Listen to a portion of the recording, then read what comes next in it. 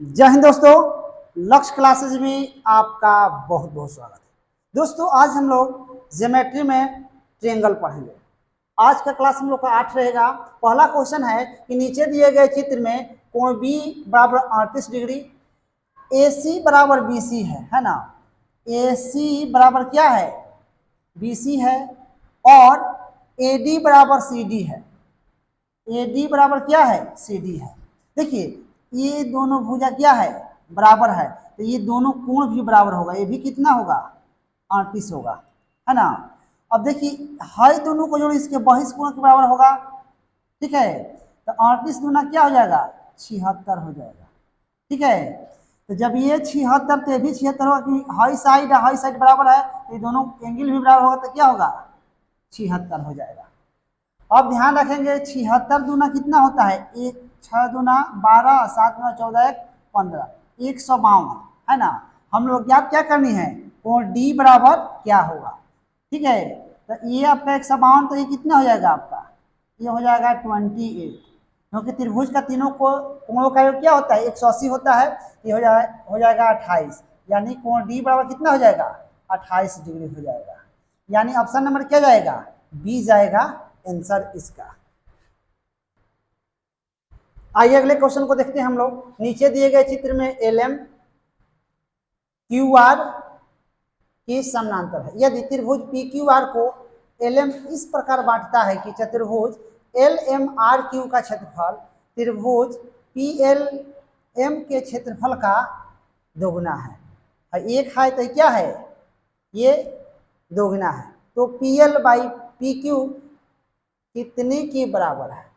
देखिए L M समानांतर क्या है, क्यू आर। तो त्रिभुज एल एम पी एवं त्रिभुज पी क्यू आर क्या होंगे, समरूप होंगे।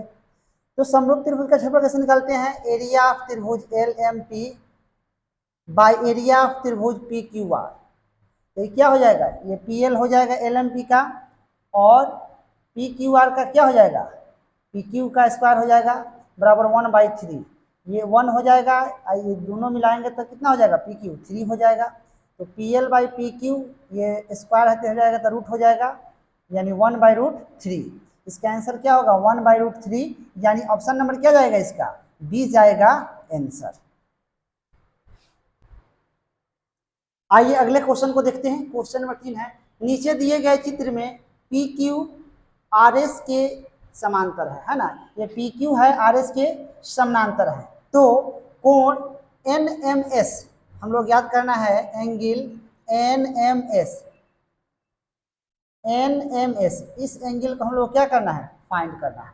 ध्यान रखेंगे कि जब दो समानांतर रेखा को एक तिर्यक रेखा प्रतिच्छेद करती है तो एकांतर कोण बराबर होते हैं, संगत कोण बराबर होते हैं, और एक ही ओर के अंतः कोणों का योग क्या होता है, 180 डिग्री होता है। चलिए, और एक रेखा पर कितना कोण बनता है, 180 डिग्री बनता है। जैसे मान लीजिए कि एक रेखा हो गई है ना, इस पर कितना कोण बनेगा, 180 डिग्री का बनता है। ध्यान रखेंगे कि 55 है, ये 47 है, तो 55 और 47 जोड़ देंगे, 55 और 47, 7 5 12, 5 4 9 1 10, 102 तो एक रेखा पर बनता है 180 डिग्री, तो कितना हो जाएगा, 78, यानी तीनों मिलकर 180 हो गया। फिर अब चलेंगे एल एन एम, त्रिभुज के तीनों कोणों का क्या होता है, ये 180 डिग्री होता है ना। तो ये दोनों जोड़ देंगे, यानी 78 और 67 जोड़ेंगे, 8 7 15, 6 7 13, 1 14, 145 हुआ। तो भाई कितना हो जाएगा, ये आपका हो जाएगा 35 डिग्री, ठीक है। हम इसको क्या मान लेंगे, थीटा। तो देखिए ये समानांतर रेखा है, ये दोनों समानांतर रेखा है, एक तिर्यक रेखा प्रतिच्छेद करेगी तो हाई कोण बराबर क्या होगा, ये कोण होगा। तो हम कह सकते हैं कि 35 प्लस थीटा इजकल टू कितना हो जाएगा, 55 डिग्री। तो थीटा इजकल टू कितना हो जाएगा, 55 माइनस 35 यानी 20 डिग्री। यानी कहेंगे कि एंगल एन एम एस, इसको हम थीटा माने थे, कितना हो जाएगा, 20 डिग्री। ये हम लोग का हो जाएगा आंसर, यानी ऑप्शन नंबर क्या जाएगा, ए जाएगा इसका आंसर। आइए अगले क्वेश्चन को देखते हैं। क्वेश्चन नंबर 4 है, नीचे दिए गए चित्र में एबीसी एक त्रिभुज है, एबीसी एक त्रिभुज है, बीसी समानांतर ए है। बीसी समानांतर क्या है, AE है, ठीक है। यदि BC बराबर AC, ये जो BC है बराबर क्या है AC, आपस में बराबर है, तो ये 65 है तो ये भी कितना हो जाएगा 65 हो जाएगा, ठीक है। अब ध्यान रखेंगे कि जब दो समानांतर रेखा को एक तिर्यक रेखा प्रतिशत करती है, मान लीजिए तिर्यक रेखा है तो एक ही ओर के अंतःकोणों का योग 180 होता है, तो 65 ये है तो ये कितना हो जाएगा टोटल, ये टोटल हो जाएगा आपका 115 हो जाएगा, ठीक है। ये आपका हो जाएगा 115। हम लोग याद क्या करनी है, ज्ञात करनी है एंगल CAE, सिर्फ हम लोग को इस एंगल को ज्ञात करना है, ठीक है। ये दोनों मिलके आपको कितना है 115, तो 65 हटा देंगे 115 में से तो आ जाएगा, तो हम क्या करेंगे कि 115 में से क्या करेंगे 65 हटा देंगे तो CAE आ जाएगा, तो 0 हो जाएगा, 11 में से 6 गया तो 5, यानी कितना हो जाएगा 50 डिग्री हो जाएगा। ऑप्शन नंबर क्या जाएगा, डी जाएगा इसका आंसर। आइए अगले क्वेश्चन को देखते हैं, क्वेश्चन नंबर है 5। नीचे दिए गए चित्र में कोण ADC बराबर व्हाट, ADC बराबर व्हाट, हम लोग को इस कोण को याद करना है, यानी एंगल ADC बराबर क्या होगा इस चित्र में। ये 70 है, ये दोनों भुजा बराबर है, तो ये 70 है तो ये दोनों मिलकर कितना हो जाएगा, ये दोनों मिलकर 110 हो जाएगा, यानी ये भी हो जाएगा 55 और ये भी हो जाएगा 55, ठीक है। दोनों साइड बराबर है, इस 70 है तो दोनों मिलकर 110 होगा, क्योंकि त्रिभुज का तीनों कोणों का 180 होता है, तो 55 55 हो गया। फिर ये एक रेखा पर कितना कोण बनता है 180 डिग्री का, तो ये कितना हो जाएगा 125। हाई देख रहे हैं दोनों साइड बराबर है, इसका मतलब है कि दोनों बराबर है, तो ये भी थीटा ये भी थीटा है ना।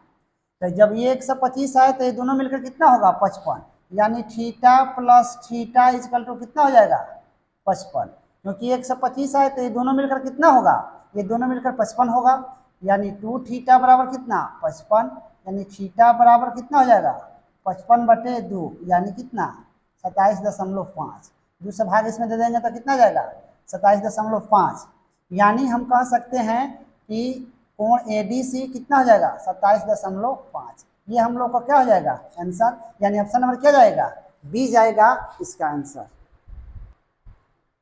चलिए आइए अगले क्वेश्चन को देखते हैं, क्वेश्चन नंबर 6 है। नीचे दिए गए चित्र में AD बराबर CD, AD बराबर है CD बराबर क्या है BC है, और कोण BCE 96 डिग्री हो तो कोण हम लोग याद करनी है DBC बराबर क्या होगा, DBC बराबर क्या होगा। ध्यान रखेंगे कि इसको हम अगर x मानते हैं तो ये भी क्या हो जाएगा x हो जाएगा, दोनों साइड बराबर है। और ध्यान रखेंगे कि अब क्या x है हाई दोनों बराबर है, तो इसको क्या हो जाएगा x/2 हो जाएगा, ये भी क्या हो जाएगा x/2, क्योंकि दोनों को जोड़ने के बाद क्या आना चाहिए ये आना चाहिए, दोनों अंतःकोणों का योग बहिष्कोण के बराबर होना चाहिए।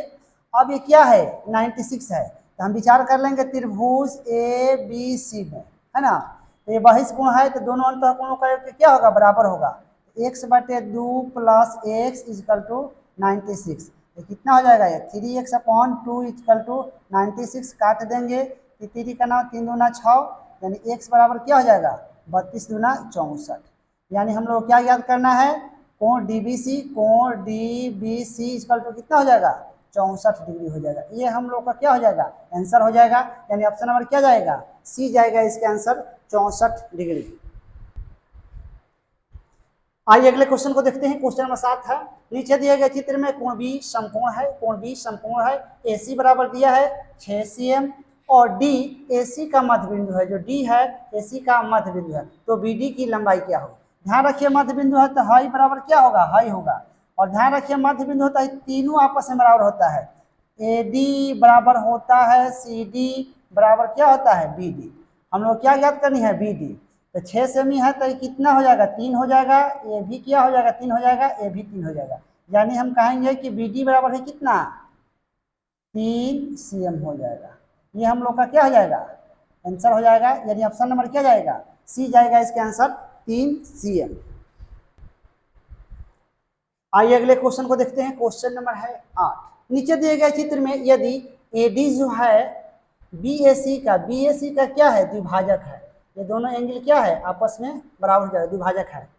तो ए बी का मान क्या होगा, हम लोग याद करना है ए बी बराबर हुआ। देखिए जब इस कोण का द्विभाजक होता है तो इसका रिलेशन क्या हो जाता है, B D into C D, और ए बी बटे क्या हो जाता है, ए सी हो जाता है।